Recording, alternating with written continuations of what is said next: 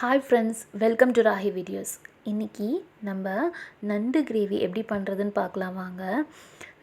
நண்டு நான் நல்லா வாஷ் பண்ணி எடுத்துகிட்டு வந்துட்டேன். இது மஞ்சள் தூள் போட்டு நல்லா வாஷ் பண்ணி எடுத்தாச்சு.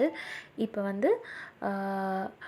நண்டு செய்கிறதுக்காக ஒரு பேனில் எண்ணெய் ஊற்றிட்டு சீரகம் வெந்தயம் போட்டுக்கணும். நான் அன்றைக்கி ஒரு மிஸ்டேக் பண்ணேன். அடுப்பு பற்ற வைக்காமலே சீரகம் வெந்தயம் போட்டுட்டேன். அதுக்கப்புறமா நோட் பண்ணேன் அடுப்பு பற்றவே வைக்கலன்னு. அதுக்கப்புறமா அடுப்பு பற்ற வச்சிட்ட பிறகு சீரகம் வெந்தயம் நல்லா பொரிஞ்ச பிறகு நான் வெங்காயத்தை போட்டுட்டேன். வெங்காயம், பச்சை மிளகா, சீரகம், வெந்தயம் நல்லா பொரிஞ்சு வரணும். நல்லா வதங்கணும். வதங்கின பிறகு நம்ம மற்ற இன்க்ரீடியன்ட்லாம் ஆட் பண்ணிக்கலாம். அதுக்கு முன்னாடி நண்டு கிரேவிக்காக ஒரு சின்ன மசாலா ரெடி பண்ணணும். அதுக்கு கொஞ்சமாக வெங்காயம், தக்காளி, மிளகு, சீரகம், சோம்பு போட்டு நம்ம அரைச்சிக்கணும், பேஸ்ட் பண்ணிக்கணும். இந்த ஸ்டேஜில் நீங்கள் தேங்காய் இருந்தாலும் போட்டுக்கலாம். அன்றைக்கி நான் தேங்காய் போடலை. அது ஒரு டிஃப்ரெண்ட் ஃப்ளேவராக இருக்கும். ட்ரை பண்ணி பாருங்கள். தேங்காய் போடும்போது இந்த வெங்காயம், தக்காளி எதுவுமே போடக்கூடாது. வெறும் தேங்காய், சீரகம், சோம்பு மட்டும் போட்டு அரைச்சிக்கணும். இப்போ நான் இது டிஃப்ரெண்ட் ஃப்ளேவராக இருக்கும். வெங்காயம், தக்காளி ஒரு சின்ன அரை தக்காளி, அரை வெங்காயம் தான் எடுத்திருக்கேன்.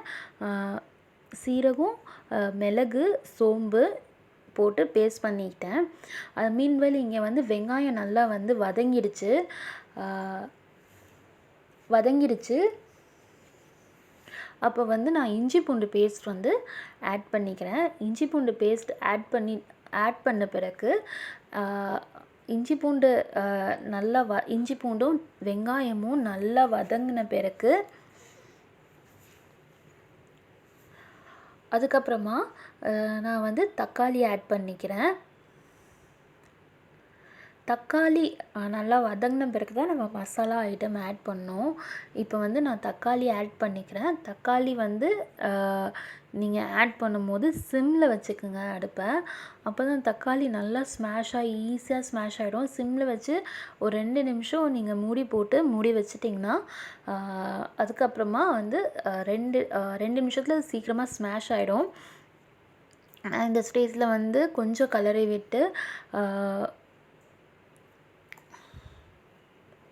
பிறகு நான் மூடி வச்சுக்கிறேன்.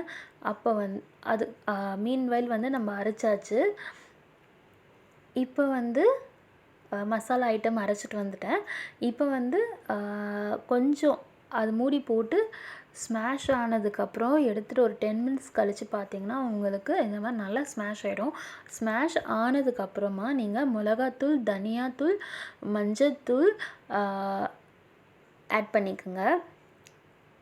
கொஞ்சோண்டு லைட்டாக மிளகுத்தூளும் ஆட் பண்ணிக்கலாம். நான் ஆல்ரெடி மிளகு ஆட் பண்ணியிருக்கேன் மசாலா அரைக்கிறதுக்காக. அதனால் நான் இங்கே கொஞ்சம் மிளகு சேர்க்கலை. ஏன்னா மிளகாத்தூள் கொஞ்சம் ஜாஸ்தியாக போட்டுக்கிட்டேன். இப்போ பாருங்கள், மசாலா அரைச்சி கொண்டு வந்தாச்சு.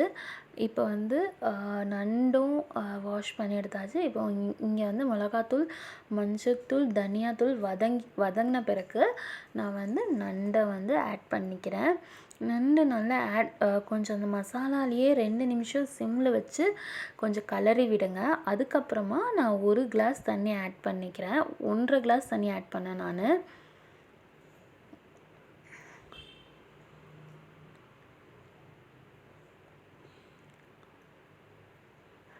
ஃப்ரெண்ட்ஸ், இந்த கிரேவி ரொம்ப நல்லாயிருக்கும். ரொம்ப நல்லதும் உடம்புக்கு. கண்டிப்பாக மாதத்துக்கு மந்த்லி ஒன்ஸ் இந்த நண்டு எடுத்துக்கலாம். இப்போ உப்பு அந்த டிஷ்ஷுக்கு தேவையான அளவுக்கு நான் உப்பு ஆட் பண்ணிக்கிறேன். இப்போ 1 கிளாஸ் தண்ணி ஆட் பண்ணியாச்சு. நல்லா கலரி விட்டுக்கிட்டேன். ஃபஸ்ட்டு நண்டு போட்டு மசாலாவோடு நல்லா வதங்கிட்ட அப்புறம் தான் நம்ம தண்ணி ஆட் பண்ணி 1.5 கிளாஸ் தண்ணி ஆட் பண்ணோம். அந்த தண்ணி ஆட் பண்ண பிறகு நான் சிம்மில் ஹை ஃப்ளேமில் வச்சுருக்கேன். ஹை ஃப்ளேமில் ஒரு 2 நிமிஷம் நல்லா அந்த கிரேவி கொதிச்சிட்ட பிறகு தான் நான் நான் வந்து அந்த மசாலா அரைச்சி வச்சுருக்கேன் இல்லையா, அதை வந்து ஆட் பண்ணிக்கிட்டேன். இப்போ வந்து இந்த மசாலா போட்ட பிறகு நான் ஒரு 2 நிமிஷம் ஹை ஃப்ளேமில் வச்சு கொஞ்சம் சிம் பண்ணி எடுத்துக்கிட்டேன். ஒரு பக்கம் சாப்பாடும் அடுப்பில் வச்சாச்சு, அது ஒரு பக்கம் வெந்துட்டுருக்கு. இங்கே பாருங்கள், சிம்மில் வச்ச பிறகு அந்த கிரேவி நிறைய நம்ம அந்த ஒரு பக்கம் தண்ணி சேர்த்தோம் இல்லையா, அந்த தண்ணியெல்லாம் இழுத்து தண்ணியெல்லாம் வந்து அந்த காஞ்சிட்டதுக்கப்புறமா நம்ம வந்து பார்க்க வேண்டியதான். இப்போ வந்து இங்கே பாருங்கள், தண்ணியெல்லாம் வத்திடுச்சு. மசாலா வந்து நல்லாவே குக் ஆகிடுச்சு. நண்டும் சூப்பராக குக் ஆகிடுச்சு. எப்போவுமே நண்டு குக் ஆனாலே அந்த ரெட் கலராக மாறிடும் இல்லையா அந்த நண்டு. அப்போவே நம்ம தெரிஞ்சுக்கலாம் நண்டு நல்லா குக் ஆகிடுச்சுன்னு. பாருங்கள், மசாலாவும் கீழே வந்து ஒட்டவே இல்லை, கீழே வந்து விழவே இல்லை, கரண்டியில் ஒட்டிகிட்ருக்கு. அப்போனா வந்து நம்மளோட கிரேவி வந்து நல்லா ரெடி ஆகிடுச்சுன்னு அர்த்தம். இப்போ வந்து இது வந்து நான் செமி கிரேவி தான் பண்ணியிருக்கேன். சூப்பராக இருக்கும், ட்ரை பண்ணி பாருங்கள். தேங்க்யூ, பாய் பாய்.